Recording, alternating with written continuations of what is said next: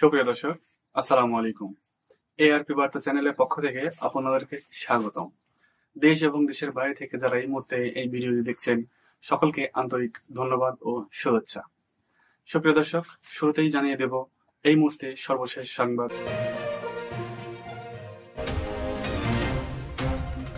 ভারতের হরিয়ানা ও জম্মু কাশ্মীরে বিধানসভা নির্বাচনে বিরোধী দল কংগ্রেস এর কাছে পরাজিত হওয়ার পথে ক্ষমতাসীন নরেন্দ্র মোদীর বিজেপি। শনিবার রাতে বুথ ফেরত জরিপগুলোর তথ্য অনুযায়ী হরিয়ানায় বিজেপির এক দশকের শাসনের অবসান ঘটিয়ে সরকার গঠন করতে চলছে কংগ্রেস। জম্মু কাশ্মীরে কংগ্রেসের ন্যাশনাল কনফারেন্স এগিয়ে রয়েছে। ভারতের গণমাধ্যম এনডিটিভির তথ্যমতে ভারতের হরিয়ানা ও জম্মু কাশ্মীরের বিধানসভা নির্বাচনে বিরোধী দল কংগ্রেস জোটের কাছে পরাজিত হওয়ার পথে ক্ষমতাসীন বিজেপি জোট। শনিবার সেখানে ভোট গ্রহণ শেষ হয়। এরপরই বুথ ফেরত জরিপ ফলাফল প্রকাশ করে নির্বাচন বিষয়ক বিভিন্ন সংস্থা। এর মধ্যে পিপুলস পালস জানিয়েছে হরিয়ানায় কংগ্রেস ৯০টির মধ্যে ৫৯টি আসন পাবে আর বিজেপি পাবে ২৬টি। বাকি আসনগুলো পাবে অন্য দলগুলো। দৈনিক ভাস্কর বলছে হরিয়ানায় বিজেপি ২৪টি, কংগ্রেস ৪৯টি এবং বাকি দলগুলো অন্যান্য আসন পাবে। ধ্রুব রিসার্চ জানিয়েছে এ রাজ্যে বিজেপি ২৭, কংগ্রেস ৫৭টি, অন্যান্য দল বাকি আসন পাবে। অন্যান্য সংগঠনও কংগ্রেসকেই এগিয়ে রাখছে, যা নির্দেশ করছে হরিয়ানায় বিজেপির ১০ বছরের শাসনের অবসান ঘটিয়ে সেখানে নতুন সরকার গড়তে চলছে রাহুল গান্ধীর কংগ্রেস। হরিয়ানায় যদি কোনো দল একক সংখ্যাগরিষ্ঠতা পেতে চায় তাহলে তাদের ৯০টি আসনের মধ্যে ৪৬টি আসনে জয় পেতে হবে। এই দুই রাজ্যের বিধানসভার ভোট তাই সাধারণ নির্বাচনে খারাপ ফলের পর প্রধানমন্ত্রী নরেন্দ্র মোদীর ভারতীয় জনতা পার্টির বিজেপির জন্য আরও একটি ধাক্কা হতে পারে।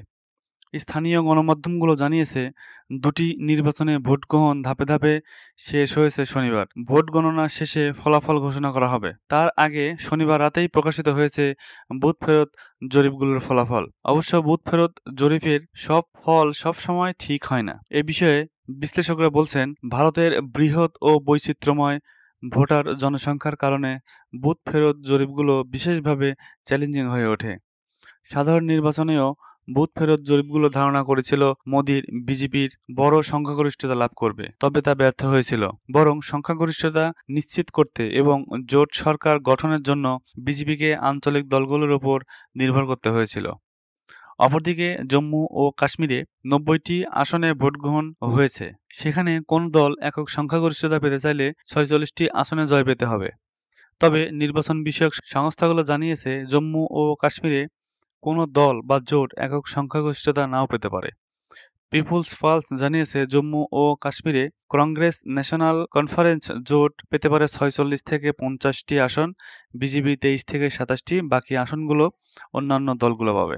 দৈনিক ভাস্কর বুথ ফেরত জরিপে বলছে জম্মু কাশ্মীরে কংগ্রেসের নেতৃত্বাধীন জোট পাবে ৩৫ থেকে ৪০টি আসন, বিজেপি পাবে ২০ থেকে ১৫টি আসন, বাকি দলগুলো অন্যান্য আসন পাবে। গুলিস্তান তাদের জরিপে বলছে কংগ্রেসের নেতৃত্বাধীন জোট পাবে ৩১ থেকে ৩৬টি আসন, বিজেপি ২৮ থেকে ৩৮টি আসন আর বাকি দলগুলো অন্যান্য আসন পাবে।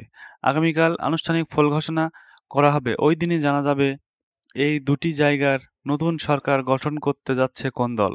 সুপ্রিয় দর্শক, আমাদের এই চ্যানেলটি এআরপি বার্তা সর্বশেষ ঘটে যাওয়া সকল আপডেট নিউজ সম্প্রচার করে থাকে। সর্বশেষ আপডেট নিউজ সবার আগে পেতে আমাদের চ্যানেলটি সাবস্ক্রাইব করে আমাদের সাথেই থাকুন।